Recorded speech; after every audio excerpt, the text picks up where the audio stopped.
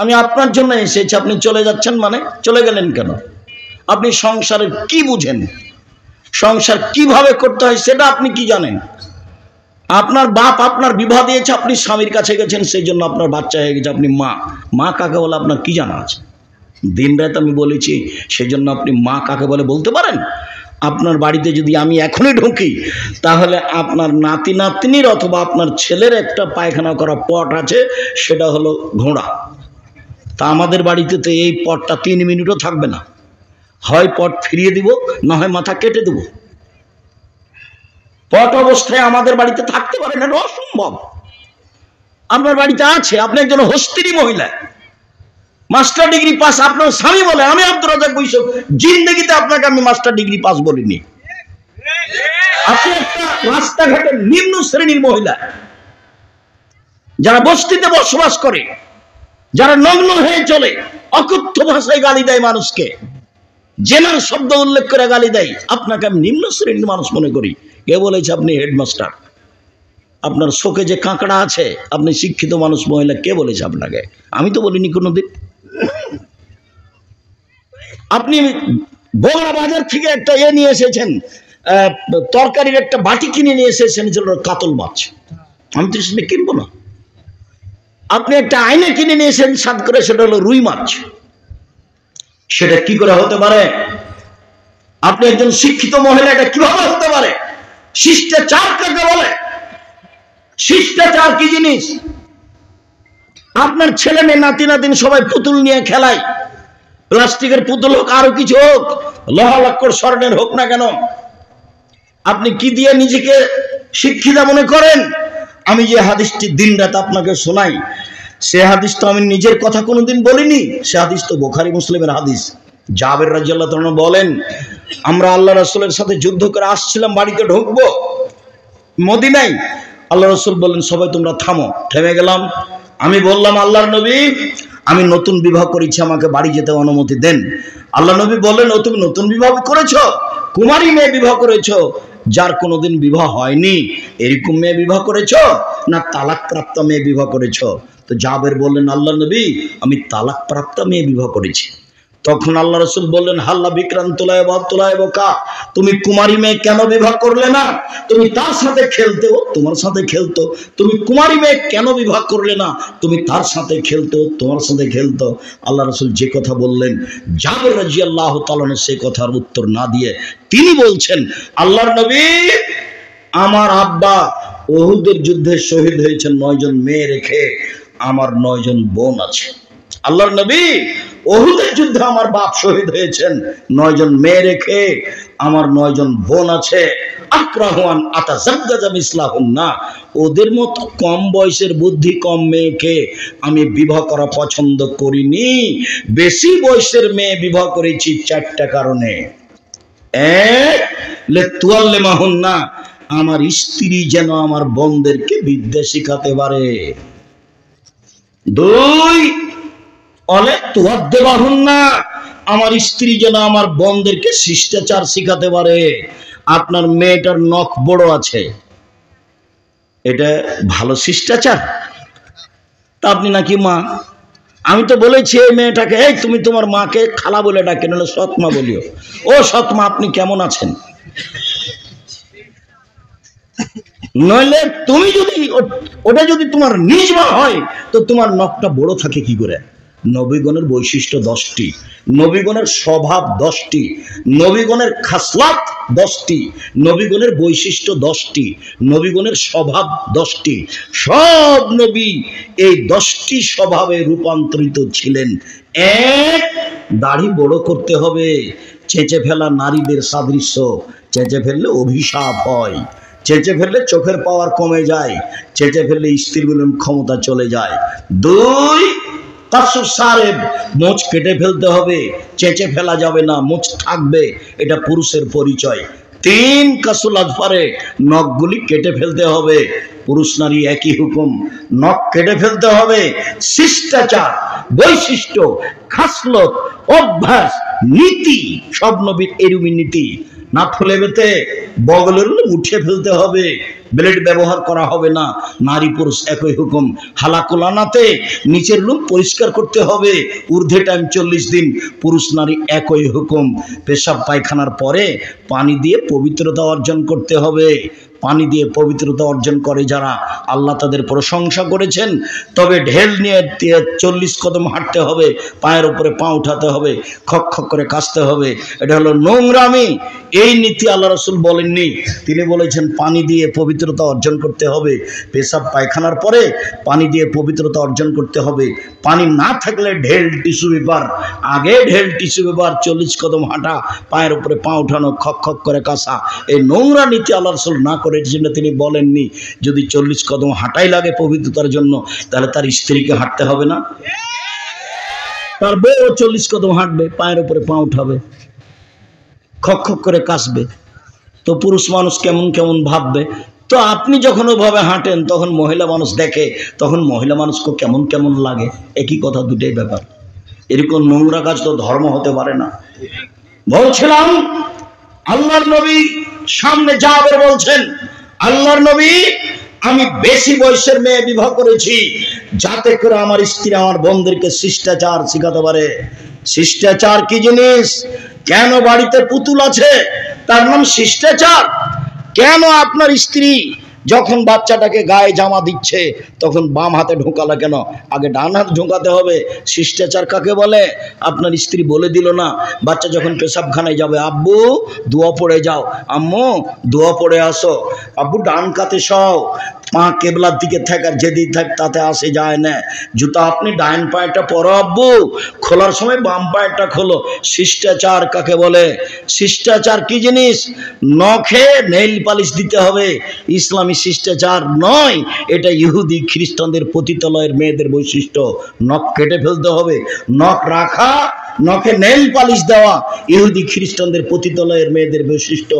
মুসলিম মহিলারা নখে মেহেদি দিবে, হাতের নখে তো মেহেদি দিবেই, পায়ের নখেও দিতে হবে, দিতে বাধ্য। হাতের নখে মেহেদি দিতে হবে মহিলাদেরকে, পায়ের নখে মেহেদি দিতে হবে। এটা হলো তাদের ইসলামী শিষ্টাচার।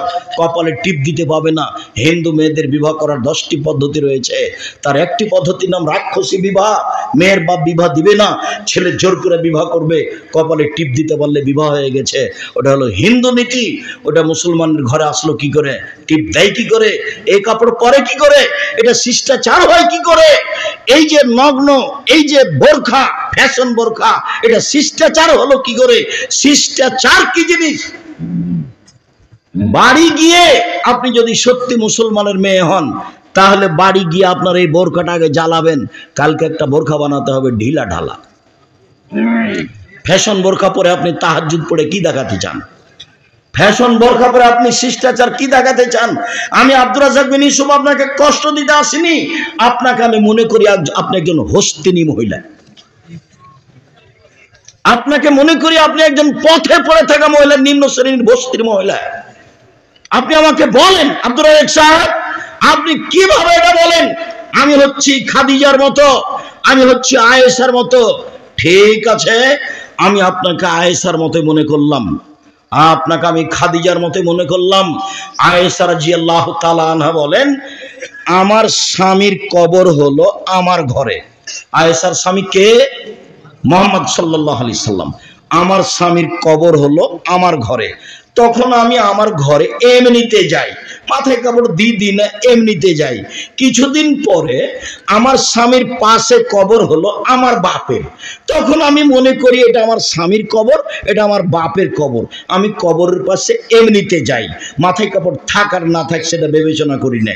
কয়েকদিন পরে সেখানে কবর হলো উমরের, অর্ধ পৃথিবীর খলিফা, কুশাগর বুদ্ধিজীবী রাজনীতিবিদ উমর, যিনি রাস্তায় চললে ফেরে শয়তান সে রাস্তা দিয়ে হাঁটতো না, সে উমরের যখন কবর হলো তখন তিনি বলছেন, একজন বেগানা পুরুষের কবর হয়েছে আমার বাপের কবরের পাশে।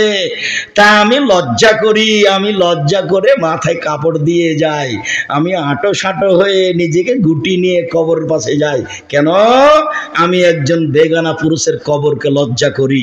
একজন মহিলা বেগানা পুরুষের কবরকে লজ্জা করেন, আর আপনি নগ্ন অর্ধনগ্ন হয়ে এই ফ্যাশন বোরকা পরে চলে আমাকে বলছেন আব্দুর রাহিম সাহেব আপনি আমাকে বস্তির মহিলা বলছেন, মানে আপনাকে আমি বস্তির মহিলা বলতে চাইনি, এই দেখেন আয়েশা, আপনাকে আমি আয়েশাই বলতে চাচ্ছি।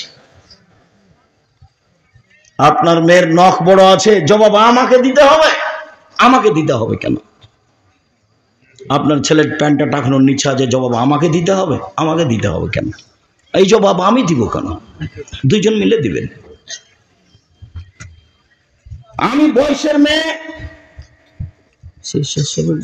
দল ঢুকতে কাপড় নিয়ে একটু খালি বলে দেন, বলে দেন যে আপনার দাম দিয়ে আল্লাহ রাসূল আমি বয়সের মেয়ে বিবাহ করেছি, বলে না আমার স্ত্রী যেন আমার বোনদের মাথার চুল চিরুনি করে সাজগোজ করে পরিপাটি করে রাখে।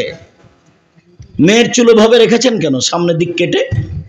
মেয়ে বড় হয়ে গেছে, ওভাবে পিছনে চুল কেটেছেন কেন? জন্মের সপ্তম দিন শুধু মেয়েদের মাথা নেড়ে করা যাবে, আর কোনোদিন মেয়েদের চুল কাটা যাবে না। জরুরি দুর্ঘটনা সেটা ভিন্ন কথা।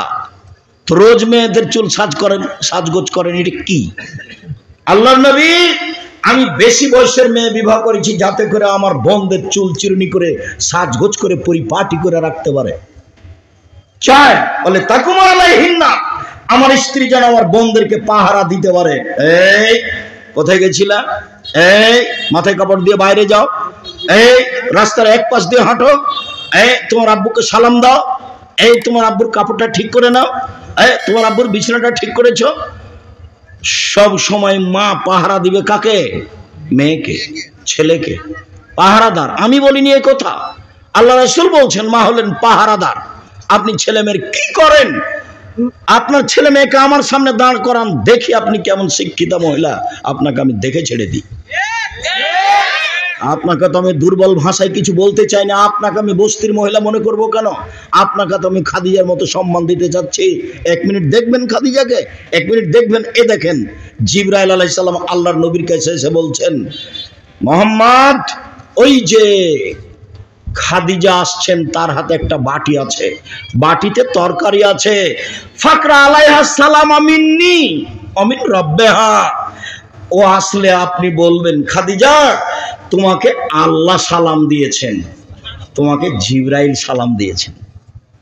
ও বাসরা বে বাইতিন বে তাসবিন লা সাখাবা ওয়ালা নাসাবা, আপনি তাকে একটা খুব উন্নত মানের পদার্থ দ্বারা তৈরি জাঁকজমকপূর্ণ প্রাসাদের সংবাদ দেন, যেই প্রাসাদে থাকবে না কোনো অশান্তি, থাকবে না কোনো হইচই।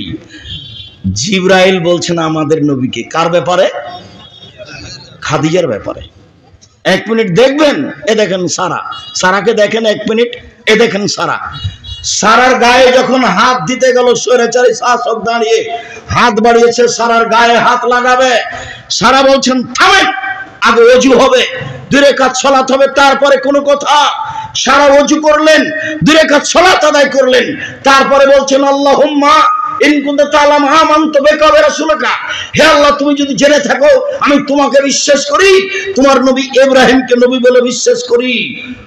আহসানতু ফারজি লিল্লাহ জাওজি, জিন্দেগিতে আমার লজ্জা স্থান আমার স্বামী ছাড়া কাউকে ব্যবহার করতে দিনি। এই 3টা কথা যদি ঠিক হয়ে থাকে, আল্লাহ তুসাল্লা তাআলাল কাফেরা, কোনো কাফের যেন আমার গায়ে হাত লাগাতে না পারে। কথা শেষই হয়নি, কাফের অজ্ঞান হয়ে পড়ে গেছে। হাদিস বুখারী মুসলিম।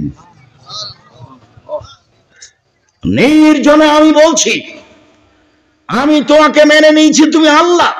আমি বলি না ইব্রাহিম আমার স্বামী, এ কথা আমি বলছি না। আমি বলছি ইব্রাহিম নবী, আমি তাকে কিভাবে মেনে নিয়েছি? নবী বলে মেনে নিয়েছি। এটা হলো আমার 2 নম্বর কথা। 3 নম্বর কথা, জিন্দেগিতে আমি জেনা করিনি। এই কথা 3টা যদি সত্য হয়ে থাকে, তো এই নির্জনে কাফের যেন আমার গায়ে হাত লাগাতে না পারে। এর নাম সারা। আপনাকে আমি এভাবে সম্মান করতে চাচ্ছি। আমি আপনাকে দুর্বল ভাষায় দেখতে চাইনি, আমি আপনার জন্য দুর্বল ভাষা ব্যবহার করতে চাইনি। ঢং ঢং করে গেলেন, ঢং ঢং করে আসলেন, গল্প জমাচ্ছেন সব সময়। আপনার স্বভাবই তো ভালো নয়, আপনাকে আমি কি দিয়ে সম্মান করতে পারি? আমি আপনাকে শতদিন বলেছি, আরেকজন মহিলা যদি আমার গায়ের উপর দিয়ে চড়ে চলে যায় আপনি মুখ খুলবেন না। গেছে গেছে, এত ভিড়, এত হুড়াহুড়ি যে আরেকজন মহিলা আপনার গায়ের উপরে পা দিয়ে চলে গেছে, আপনি মুখ খুলবেন না, বাঁকা চোখে দেখবেন না। গেছে গেছে। সদাচরণ কাকে বলে? শিষ্টাচার কাকে বলে? উপস্থিত বৈঠকের দিনই মুসলিম ভাই বোন, দাঁত নেওয়া শিখবেন না। দাঁত শব্দ বুঝেন না? দাঁত তুলে নেবো বলে না মানুষে? দাঁত নেওয়া শিখবেন, প্রতিশোধ নেওয়া শিখবেন না। প্রতিশোধ নেই, প্রতিশোধ গেছে, প্রতিশোধ বিদায় করে দিয়েছে। প্রতিশোধ নিয়ে 5 মিনিট বেঁচে থাকতে রাজি নেই। সব ক্ষমার পাল্লাই যাবে, ফল ভালো হবে ইনশাল্লাহ, ফল ভালো হবেই। একদিন ঢাকা ডোমেস্টিক বিমানবন্দরে একজন আমাকে বলছে, এবারে এসে সালাম দিই বলছে খুব জোরে, অত শক্ত করে কথা বলেন কেন, নরম করে কথা বললে হয় না? এভাবে বলছে। তো বলছি যে শক্ত করে না বললে হয় না, এই জন্য বলি। আবার বলছে না, নরম করে বললে হবে, অত শক্ত করে বলেন কেন, নরম করে বলেন না কেন, নরম করে বললে হবে। আবার আমি বলছি নরম করে বললে হবে না, এই জন্যই শক্ত করে বলি। আমার খুব চিৎকার করে বলছে। তখন আমি বললাম, আল্লাহর নবী খুব শক্ত করে বলতে বলেছেন, সেই জন্যই শক্ত করে বলি।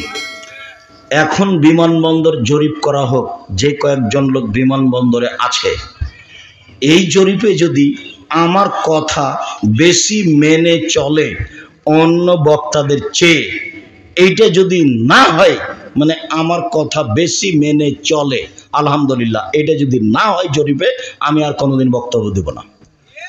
তখন চট করে বলছে, হেসে বলছে, মনে কিছু নিয়েন না, আমার সাধ ছিল আপনার মতো করে আপনার সামনে একটু কথা বলবো, সেই জন্য।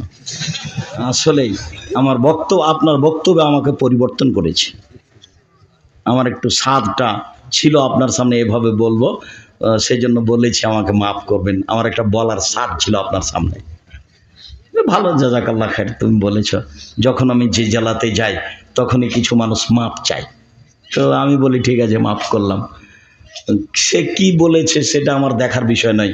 আমি আমার জীবনে কোনোদিনও অপ্রয়োজনীয় কাহিনী বলিনি, আমি কেসাও বলিনি, অপ্রয়োজনীয় কথাও বলিনি। রাসূল সাল্লাল্লাহু আলাইহি সাল্লামের কথা সম্ভবপর বলার চেষ্টা করি।